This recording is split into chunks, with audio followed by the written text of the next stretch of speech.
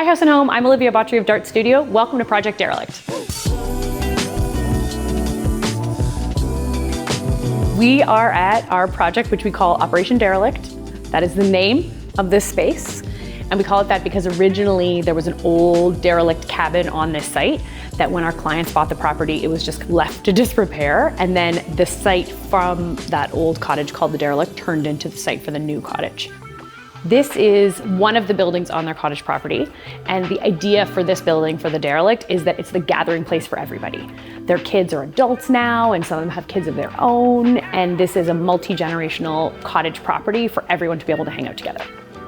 We have been working on this project for about 4 years. The client is a friend of a friend, and we immediately connected, just really had all the same design references, and we just were like, design kismet. It's been a really long project. There are so many details in this space, and we talk a lot about how all of the ideas that we discussed 4 years ago have really come to fruition now, which is super exciting to see.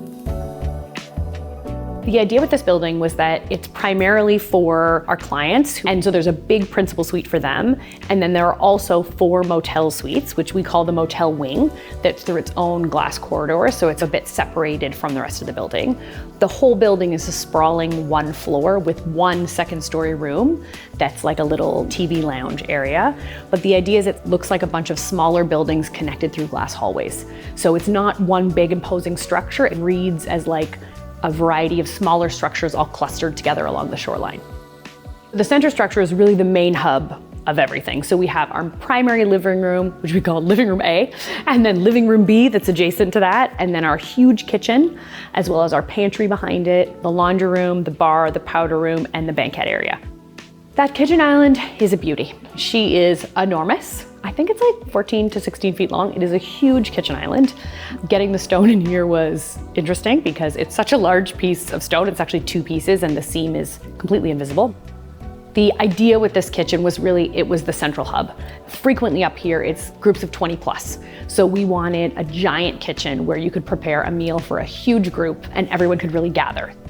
The contractor did all of the millwork himself, which he did such a spectacular job on, and he built this giant island that actually has secret hidden panels in the side, and the kitchen also has a tray that's integrated into the millwork. So when you're serving everyone outside and you're planning a big meal on the pavilion, you can pull out this giant tray, load up all your dishes, and carry it outside. Behind the kitchen is the workhorse pantry, which is really a special moment of color. The rest of the main space is pretty neutral, but through that pantry is this like rich teal color that we really wanted to lean into and make a special little space. In our original plans, it only had 1 door, and the second door to the pantry was added later in construction. It was one of those things that we decided to do it on a whim, and we're so glad we did because we kept saying, as we've been up here all week, we go through that side so much. So one side connects to the hallway across from the laundry room, which is super convenient, and the other side connects right into the kitchen. To the side of the kitchen is a great little eating nook that's connected as part of this main hangout space.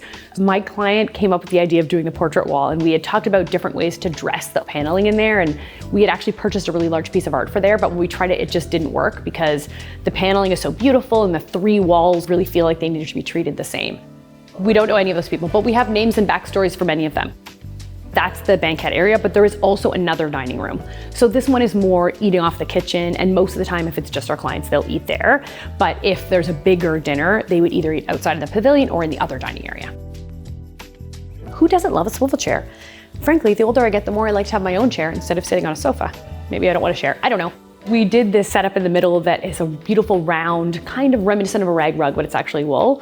And then 5 swivel chairs and a big coffee table. And that's a great hangout for chatting with people that are in the kitchen. And it's in the middle of the space. And then there's another huge living room, also great to cozy up in front of the fire. The space is large, but also still feels cozy. So it was all about creating those like separate moments so that you had a bunch of options for where to sit, but also it didn't feel like you were in this big cavernous space. From the central building, in one direction, the glass hallway leads to the lounge and the principal suite, and the other direction leads to the sitting area and then the outdoor pavilion. And then behind the kitchen is the hallway that leads to the motel wing. So it's a giant long glass corridor. I think the runner in there is 26 feet long. It is a very long hallway with 4 individual motel suites. So they each have their own bathroom and they have a king bed. And then they also have a big window bench that kids can sleep on. So the idea being a whole family of 4 could sleep in each one of those rooms themselves. So the cottage can really accommodate a lot of visitors. Those rooms are all very similarly decorated, but they each have a different color. So there's a neutral room, a pink room, a blue room, and a green room. And each of them are set up in the same way, so there's storage and lots of sleeping space, but the decor changes in each of them. The principal suite is connected through a glass hallway to the main building. And what's so pretty about it is because it's on the side and in that direction, there's no other buildings on the property, it's totally private. So the tub has a huge window behind it that the window, I think it's almost 10 feet tall because I come up to the middle mullion and I'm 5.5 feet tall. So it's a very huge window and then 2 huge big vanities, and it feels really private because there is no other buildings out that side. It's just completely forest and lake. I love the laundry room. Because there are so many people here and there's so many beds, we wanted high efficiency. So we have 4 machines, 2 washers and 2 dryers. We also have this really cool drying cabinet. It's for air drying clothes and it's behind metal mesh, but there's actually like a dehumidifier built into it to dry the clothes. So instead of just having things hanging out visible everywhere, they can be inside a closet and still be drying, which is the best of both worlds. When you arrive at a cottage, often you're staying for a long period of time, so there's a lot of stuff coming in. So really, it's a great area to load in. In the foyer, there's a big open space and the floor is all stone. And what's really cool is the door actually looks right through to the lake. So it really welcomes you and reminds you that you're at a cottage when you pull up. There are 4 sets of giant doors. So really enabling you to go in and out wherever you want. And then there's this huge veranda that wraps all the way around. And there's also a swing on the other side that's like a big mattress, like a bed swing on the opposite side of the fireplace chimney, which is a favorite spot for all the kids to hang out on.